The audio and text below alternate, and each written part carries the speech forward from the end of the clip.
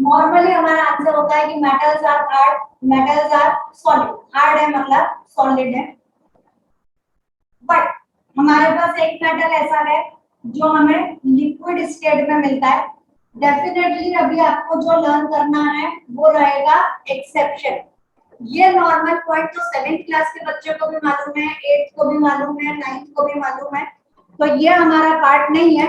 हमारा पार्ट रहेगा कि हम लोग एक एक एक्सेप्शन को लर्न करें। तो exception is mercury. Mercury is a metal but it is found in the liquid state. ठीक है। Normally all metals have high melting point, but again यहाँ पर हमारे पास एक्सेप्शन है। किसी को याद है? It is caesium and gallium. जब आप लोगों को मैंने पीरियोडिक टेबल के बारे में बताया था, तब आपको ग्रुप 1 के एलिमेंट्स के नाम आप लोगों को सिखाए थे, है ना? किसी को याद? नॉन मेटल बता रही हूँ अभी, पहले ना बोलो। ली,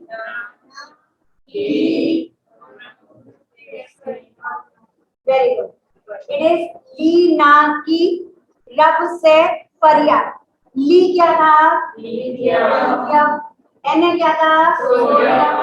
के is potassium. RB is rubidium. 9th में नहीं है, हम 10th में है। Rubidium. CS is caesium and FR is francium. ये जो है रेडियो एक्टिव हो जाता है, तो हम लोग यहीं तक की बात ले रहे हैं। Lithium, sodium, potassium, rubidium, caesium and francium. उसके बाद सेकंड ग्रुप पे गए, मांगे, स्कूटर, बेटा। B is beryllium, Mg is magnesium, Ca is calcium, Sr is strontium, Ba is barium and Ra is radium। Group 1 के जो एलिमेंट्स होते हैं इन्हें हम लोग बोलते हैं एल्कली मेटल्स। पीरियोडिक टेबल वाले में बताया है। और सेकंड ग्रुप एलिमेंट्स को हम लोग नाम देते हैं एल्कलाइन अर्थ मेटल्स। इनके आगे अर्थ नहीं लिखा, एल्कली मेटल्स बोला, और इनको बोला जाता है अल्कलाइन अर्थ मेटल। नॉर्मली ये रॉक वगैरह के अंदर से हमें मैग्नीशियम, कैल्शियम मिलता है, इसलिए हम लोग वर्ड देते हैं अल्कलाइन अर्थ मेटल्स। और एल्कली का मतलब कि भाई उनका जो नेचर है, ऑक्साइड का नेचर है, इट इज बेसिक, तो हम लोग वर्ड देते हैं अल्कलाइन मेटल्स, और वहां वर्ड देते हैं अल्कलाइन अर्थ मेटल्स। ठीक है। तो ये वाला हमारा CS दिस इज सीजियम। उसके बाद आगे जब हम गए तो आपको सिखाया था कि लीना की रब से फरियाद क्या मांगा, तो बेटा मांगे कार, स्कूटर बाप राजी। स्कूटर पे पापा ने कहा लेने भेजा था, सब्जी लेने भेजा था। पहली सब्जी कौन सी थी? बैंगन, आलू, गाजर, आलू। B is boron, Al is aluminium, Ga is gallium। ठीक है। तो थोड़ा सा आप लोगों को याद आएंगे नाम, ऐसा नहीं है, ये खाली आप लोगों को याद कराने के लिए कि यहाँ पे वापस से एक फॉर्मेट याद आ जाए कि हम लोगों ने ये सब पढ़ा है। तो जो हमारे मेटल्स हैं दे have high melting point, but cesium and gallium have very low melting point। कितना लो? इतना लो कि if you keep them in on your palm then they will melt। खाली हमारे हाथ की, पाम की जो गर्मी है, इसी गर्मी से वो मेल्ट हो जाते हैं, उनका इतना लो मेल्टिंग पॉइंट होता है। तो पहला पॉइंट, मेटल्स कैसे होते हैं? Hard. Mainly they are found in solid state except mercury. उसके बाद they have high melting point, फिर एक्सेप्शन आ गया Cesium and gallium has very low melting point. कितना low? They can easily melt when kept on your palm. ठीक है, उसके बाद एक सेकंड रुकिए, ये हार्ड वाले को हम बाद में ले लेते हैं, इस वाले को हम सॉलिड ही रखते हैं खाली, क्योंकि स्टेट का कंपैरिजन स्टेट से रहने दो, सॉलिड का कंपैरिजन लिक्विड से रहने दो। हार्ड वाला मैं यहाँ पर ले लेती हूँ, दे आर हार्ड, क्योंकि हार्ड का उल्टा क्या होता है? सॉफ्ट, है ना। तो सॉलिड के साथ लिक्विड वाला अच्छा लग रहा है, हाई मेल्टिंग के साथ लो मेल्टिंग अच्छा लग रहा है, तो हार्ड के साथ हम सॉफ्ट ले लेते हैं कि all metals are soft except sodium and sodium and potassium. Lithium, sodium and potassium. Li, na, E. ये तीनों के तीनों कैसे हो गए? They are soft. कितने soft? That they can easily be cut with the help of the knife. ये soft हो गए। अब अगर अपन पहली लाइन देखें, easy going, तो ली ना की, लिथियम, सोडियम, पोटेशियम, ये तीनों मेटल है बट सॉफ्ट है। रुबिडियम के लिए हमने कुछ नहीं बोला, ये मेटल है, ठीक है। सीजियम कैसा है? मेटल है, लेकिन इसके पास इसका लो मेल्टिंग पॉइंट है। तो आपको एक ही लाइन में 6 में से 4 एक्सेप्शन मिल गए। लास्ट वाला बेटा रेडियो एक्टिव एलिमेंट है, तो इसको हम कुछ नहीं बोलते, it is radio active in nature. ठीक, तो पहले ये 3 लिखिए, फिर आगे चलते हैं।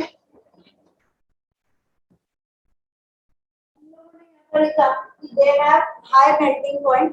Exception हमने बोल दिया, caesium and gallium have low melting point. यहाँ पर ही एक पॉइंट और डालिए इसी के साथ में, tungsten,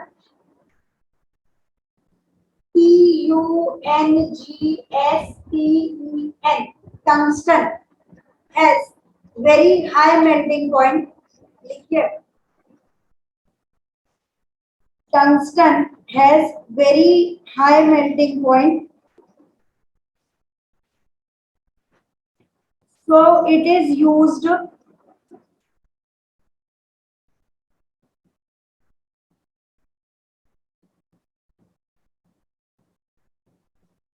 in the filament of bulb.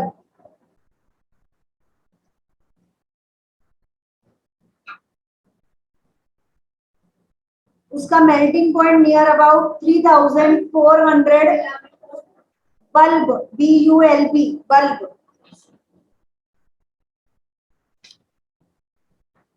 Tungsten का मेल्टिंग पॉइंट होता है नियर अबाउट 3420 डिग्री सेल्सियस। इतना हाई मेल्टिंग पॉइंट है, इसलिए फिलामेंट मतलब अभी आजकल हम लोग जो घर पे यूज करते हैं वो होता है एलईडी, है ना, CFL, ऐसा हम लोग यूज करने लग गए। पुराने जमाने में जो वो बल्ब आता था, पुराना मतलब आजकल भी मिलता है बट हम लोग रेयरली लाते हैं। एक्चुअली में वो बल्ब के अंदर जो फिलामेंट प्रेजेंट होता है, जो वायर प्रेजेंट होता है, जो हीट अप होकर हमें लाइट देता है, वो फिलामेंट टंगस्टन का बना हुआ होता है। कोई भी चीज हो उसमें से करंट पास होगा, वो हीट अप होगी और वो प्रोड्यूस करेगी लाइट। तो अब ज्यादा हीट हो गया तो जल जाएगा, है ना। तो इसलिए उसके अंदर हम लोग जो वायर यूज करते हैं वो बना हुआ होता है टंगस्टन का। उसका इतना हाई मेल्टिंग पॉइंट है कि हम पूरे दिन भी अगर बल्ब को जला के रख रहे हैं तो वो ऐसा जलकर खराब नहीं हो जाएगा कि बोले अब बल्ब जो है वो फ्यूज हो गया, इतनी आसानी से वो गर्म होकर फ्यूज नहीं होता। तो ये उसकी प्रॉपर्टी कहलाएगी कि due to which property the tungsten is used as a filament in the bulb. तो वो प्रॉपर्टी कहलाती है due to high melting point. ठीक, अगला नेक्स्ट लीजिए कि metals are good conductor,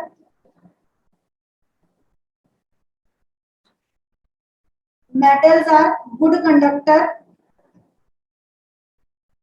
of heat,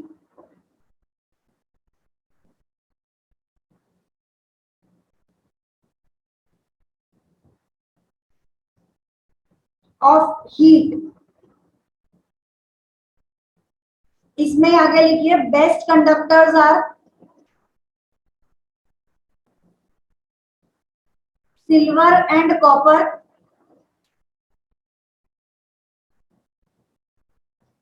silver and copper, full stop. Lead and mercury, full stop. Lead and mercury are comparatively poor conductor.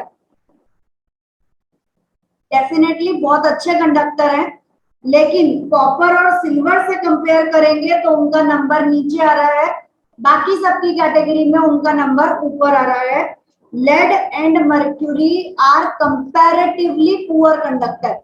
सबसे अच्छे में हमने लिया सिल्वर और कॉपर को। हीट की बात कर रहे हैं, इलेक्ट्रिसिटी वर्ड अभी मैंने नहीं लिख पाया, वरना आदत होती है आपकी good conductor of heat and electricity एक साथ लिख देते हो।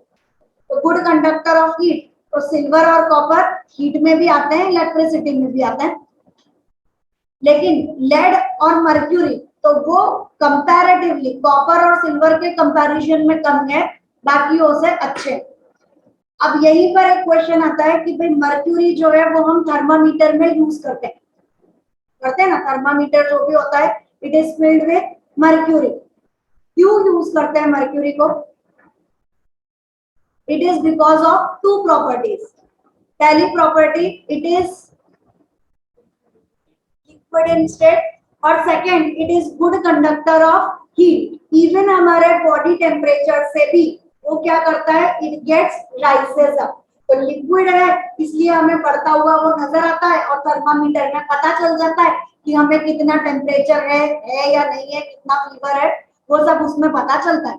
So it is because of two properties. First is mercury is found in liquid state, and second property, mercury is good conductor of heat. Due to these two property, it is used in thermometer.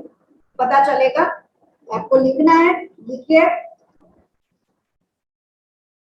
Next general, they are malleable, ductile, वो आपको खाली points बढ़ाने के लिए चाहिए। They are malleable, ductile, sonorous, lustrous, ये सब आपके पॉइंट्स बढ़ाने के लिए है। Malleable, ductile, sonorous, lustrous. Sonorous मतलब आवाज करते हैं, lustrous मतलब उनमें चमक होती है। अब यहीं पर कोई बोले कि गोल्ड और सिल्वर जो है वो ज्वेलरीज के लिए यूज किए जाते हैं, तो क्यों यूज किए जाते हैं? Because they are lustrous and they are malleable and ductile. Ductile, malleable नहीं। शीट में क्या बोल सकते हैं, हम शीट में बना सकते हैं, उन्हें वायर्स में कर सकते हैं, तो शीट तो क्यों बनाएंगे गोल्ड की, वायर्स में ही करेंगे। तो ये प्रॉपर्टी के कारण हम लोग उन्हें ज्वेलरी के अंदर यूज करते हैं। ठीक है, चलिए अब नॉन मेटल्स की बारी।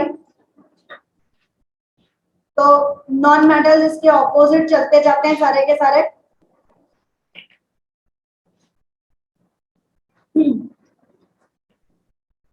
अपने को जो मेन चाहिए नॉन मेटल में वो लिख लीजिए खाली कि all non metals are non lustrous, उनमें चमक नहीं होती। All non metals are non lustrous except iodine. Except की स्पेलिंग प्लीज चेक कर लीजिएगा, इट इज EXCEPT, करना पता चला बोले ACCEPT, except it is except. इसके अलावा एक्सेप्ट आयोडीन, आयोडीन जो है वो येलोइश कलर का थोड़ा सा चमकदार चीज, थोड़ी कलरिश नजर आती है हम लोगों को। ठीक, उसके बाद लिखिए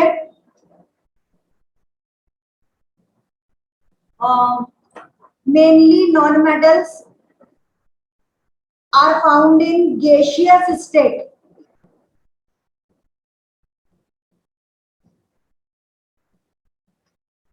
Mainly non-metals are found in gaseous state except bromine. अपन ने पढ़ा था ना, full colour brightness, fluorine, chlorine, bromine, 17th group element, last second noble gas से पहले वाले। तो bromine except bromine, it is liquid.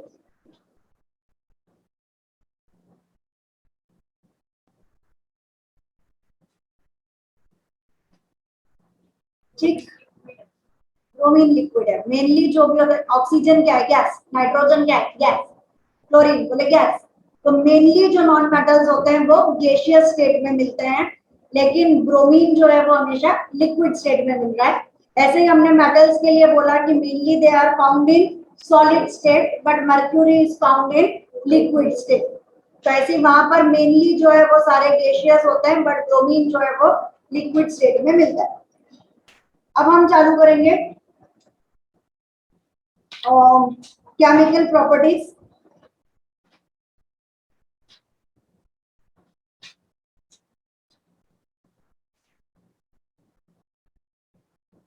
Chemical properties of metals.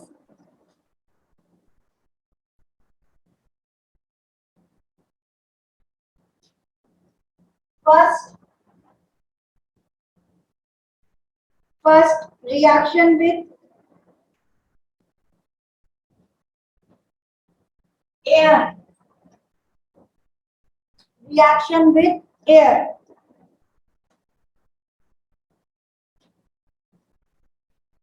Metal plus oxygen, air के अंदर ऑक्सीजन प्रेजेंट है, gives metal oxide। ये अपन ने general लिख लिया। अब इसमें कोई भी एक एक एग्जांपल लेते जाते हैं अपन। फर्स्ट ग्रुप में से हमने सोडियम ले लिया, Na plus O2 gives Na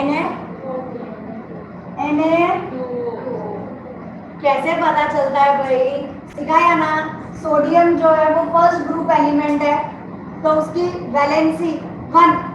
oxygen को हम लोग लेते हैं -2 लिख दीजिए, क्रॉस मल्टीप्लाई करिए, 9 स्टैंडर्ड में सिखाया था। It is Na2O। उसके बाद Mg plus O2 gives, Mg जो है वो सेकेंड ग्रुप एलिमेंट है, 2 हो गया। ऑक्सीजन -2, क्रॉस मल्टीप्लाई करेंगे तो Mg2O2 होता है। यहीं पे इसको कैंसिल आउट करके बैलेंस करते हुए हम ले लेते हैं MgO। ठीक, नेक्स्ट एल्यूमिनियम ले लो। एक एक एग्जांपल सारे दे रही हूँ कि आपको वैलेंसी समझ में आ जाए। एल्यूमिनियम 13th ग्रुप एलिमेंट है, नंबर 3 होगा, इसीलिए याद करने का बोला। नीना की रब से फरियाद फर्स्ट, डेटा मांगे कार स्कूटर बाप राजी सेकेंड, बैंगन आलू गाजर इन थाली third. It is not third, it is 13th group having valency 3। उसके बाद फोर्थ नंबर पे काशी का है संत प्रभु। तो लाइन से याद करिए, आपको पता चलेगा। तो एल्यूमिनियम नंबर 3, ऑक्सीजन -2, माइनस लिखते नहीं है, इट इज Al2O3। ठीक है, पता चलता है। तो यहाँ तक अपन लोगों ने सारे मेटल्स के ऑक्साइड देखे। अब these oxides are basic in nature. पहले एग्जांपल लिख लो। These oxides are basic in nature. Actually कई बार गलती होती है कि हम लोग बोलते हैं metals are basic in nature. Metal कभी भी एसिड या बेस नहीं होता। सोडियम, एल्यूमिनियम, मैग्नीशियम, इन्हें हम नहीं कह सकते कि दीज आर एसिडिक और दीज आर बेसिक। एसिडिक या बेसिक हमेशा उनके ऑक्साइड्स होते हैं, तो their oxides are basic in nature. वापिस एक्सेप्शन लिखिए। हर जगह बेटा इसमें एक्सेप्शन है और क्वाइट इंपॉर्टेंट यही पार्ट रहने वाला है। यू हैव टू लर्न, इसमें मेरे पास और कोई ऑप्शन भी नहीं है। Oxides of aluminium is amphoteric in nature.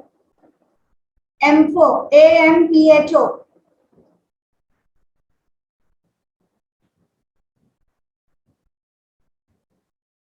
It means it can react with acid as well as base. ऐसा अपन ने पहले एसिड बेस वाले में भी लिखा है, वहां पर मैंने एल्यूमिनियम और जिंक दोनों का लिखवाया था। Al2O3 plus HCl। आपका थियोरेटिकल पेपर होगा तो आपको बैलेंस करके लिखना कंपलसरी है। एमसीक्यूज वाला पेपर है तो उसमें सिर्फ आपको मार्क करना है, वरना हम मान के चलते हैं कि हाँ भाई हमें बैलेंस करना है। तो Al2O3 plus HCl gives AlCl3 plus H2O। Balance करोगे तो यहाँ पे 3Cl आ रहा है, यहाँ पर 3 कर दो। अब 3 टाइम्स H आ रहा है पर गड़बड़ है, यहाँ पे Al2 है, Cl कितना हो गया 6 हो गया, यहाँ पे 6 कर दो। अब ये O3 टाइम्स है, H 6 टाइम्स है, 3 कर दो, बैलेंस है Al2 2Al, O3 3 times O, 6H 3 2s are 6 और 6Cl, ये 2 3s are 6Cl। Theory paper है तो आपको बैलेंस करना है, otherwise it is okay, mark करना है तो कोई बात नहीं। Al2O3 प्लस NaOH, ये हो गया ऑक्साइड की रिएक्शन एसिड के साथ, ये है ऑक्साइड की रिएक्शन बेस के साथ, इट इज NaAl। इसके बाद आप नॉर्मली ऑक्सीजन लिखना भूल जाओगे, हो गई। जब आप लिखोगे ना तो आपको ये याद नहीं रहेगा कि मुझे यहाँ O2 लिखना है, O3 लिखना है, O4 लिखना है, आपको ऐसा कंफ्यूजन होगा। उस कंफ्यूजन को सॉल्व करने का तरीका क्या है कि Na और Al दोनों मेटल हो गए, Na इज 1, एल्यूमिनियम इज 3, तो 3 प्लस 1 इज 4 और ऑक्सीजन कितना होता है 2, तो हमें यहाँ पर कितना चाहिए 4 चाहिए ना, तो multiplied by 2, it is NaAlO2। तो आपको खुद को पता चलेगा कि हमें यहाँ 2 लिखना है 3 लिखना है, जो भी पार्ट है वो समझ में आता है, ऐसा नहीं है कि मालूम नहीं पड़ा, ठीक। तो aluminium is amphoteric in nature, दोनों रिएक्शन लिखिए, ये उसका एम्फोटेरिक नेचर बता रहा है। ऐसा ही हम जिंक के लिए भी लेते हैं।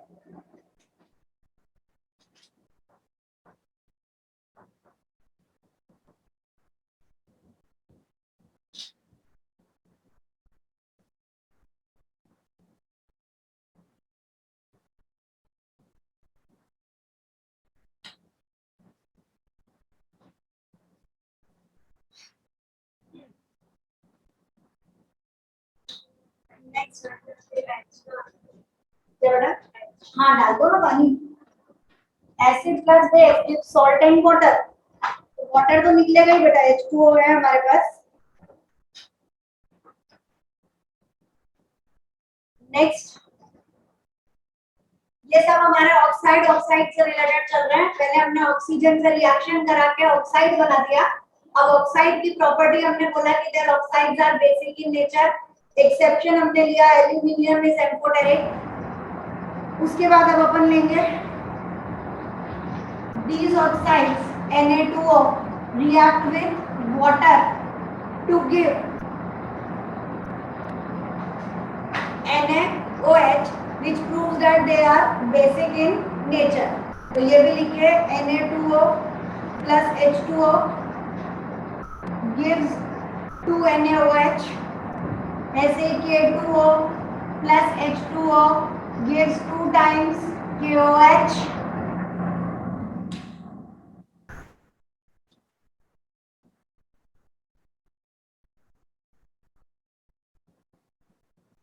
अब यहाँ पर हमें फिर थियरी लिखना चालू करनी है। नेक्स्ट लाइन से लिखिए, different metals react at different rate, different metals react at different rate with oxygen या with air।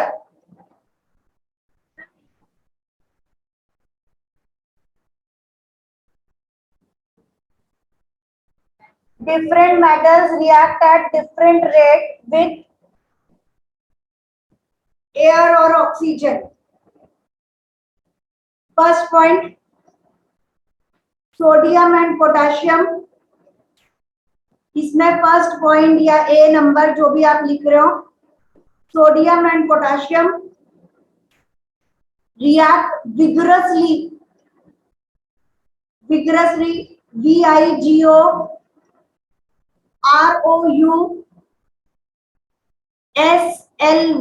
vigorously,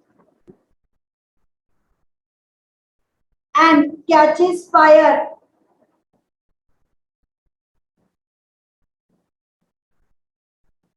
Full stop. To prevent this,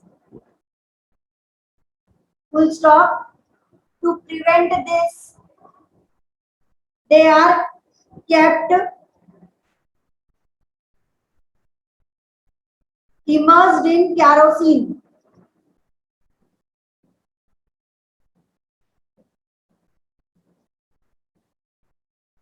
topic हमारा सेम चल रहा है, how to metal reacts with air और oxygen. हम बोल रहे हैं कि हर एक मेटल जो है वो ऑक्सीजन या एयर के साथ की रिएक्टिविटी अलग अलग तरीके से शो करता है। कुछ जो है वो बहुत हाईली रिएक्टिव है, कुछ जो है वो लेस रिएक्टिव है, और कुछ जो है वो रिएक्ट करना बहुत कम पसंद करते हैं, दे आर लीस्ट रिएक्टिव। तो हमने पहले हाईली रिएक्टिव के एग्जांपल लिए, सोडियम एंड पोटेशियम। इतने हाईली रिएक्टिव हैं कि अगर हम सोडियम और पोटेशियम को ऐसे खुला रख दें तो भी वो एयर के साथ रिएक्ट कर जाएंगे।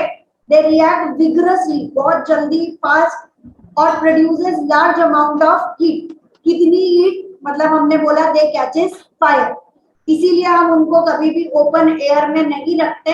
दे are always kept immersed in kerosene, क्योंकि कैरोसिन से डायरेक्टली एयर जो है वो इनके कांटेक्ट में नहीं आ पाएगी, तो फायर ना लग जाए, इसके लिए हम इन्हें इस तरीके से रखते हैं। चलिए next, B point, at normal temperature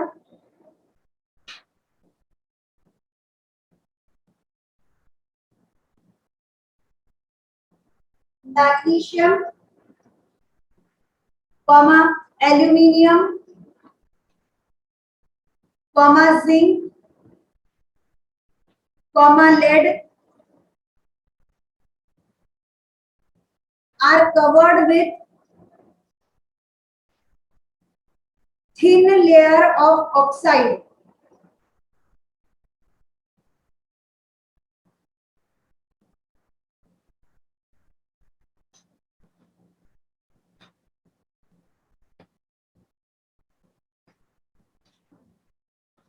actually अब ये मैं कल क्लास में इसके आगे का डिटेलिंग लिख पाऊंगे। हम लोग वर्ड यूज करते हैं एनोडाइजिंग। अपन ने अभी बोला कि मैग्नीशियम हुआ, एल्यूमिनियम हुआ, लेड हुआ, जिंक हुआ। जैसे ये हमारे पास एल्यूमिनियम, एक सॉलिड पार्ट हमने ले लिया, तो इसका जो सरफेस है, इस सरफेस के ऊपर ये एक लेयर बना लेता है। ये लेयर किस चीज की होगी? It is the layer of aluminium oxide, Al2O3। क्या फर्क पड़ेगा इस लेयर से? ये जो लेयर है, ये अंदर जो एल्यूमिनियम है उसे प्रोटेक्ट करने का काम करेगी, अंदर वाली लेयर का फर्दर ऑक्सीडेशन नहीं होने देगा। इसको इस तरीके से समझिए कि जैसे हमारे पास आयरन है, तो हम हमेशा बोलते हैं कि आयरन के ऊपर ब्राउन कलर की लेयर चढ़ जाती है, which is called as rust. वो लेयर क्यों चढ़ती है? क्योंकि iron reacts easily with moisture. बिना मॉइस्चर के रिएक्ट नहीं करेगा, मॉइस्चर चाहिए, है ना। तो मॉइस्चर के साथ जो एयर वगैरह है, एयर और ऑक्सीजन, मतलब ऑक्सीजन और मॉइस्चर O2 और H2O, उसके साथ रिएक्ट करके वो अपने ऊपर एक लेयर चढ़ाता है। क्या वो लेयर खाली ऊपर होती है? नहीं, वो तो हमेशा आयरन को सड़ाती रहेगी। अगर हमारा इतना मोटा आयरन भी है तो भी वो जंग लगते लगते लगते लगते उसकी ब्राउन कलर की लेयर निकलती जाएगी और अंदर का हिस्सा खराब होता जाएगा। लेकिन ये वाले जो एलिमेंट्स है, एल्यूमिनियम हमने बोला, जिंक हमने बोला, लेड बोला, मैग्नीशियम बोला, ये क्या करते हैं? अपने ऊपर एक ऑक्साइड की लेयर चढ़ा देते हैं, और इस लेयर के कारण अंदर वाला जो पार्ट है मेटल का, इट गेट्स प्रोटेक्टेड, ये फर्दर खराब नहीं होगा। तो इसकी डिटेलिंग अब कल हम नाम लिखेंगे कि this is called as anodising. तो अभी खाली इतना लिखकर छोड़िए, नेक्स्ट कर लेते हैं।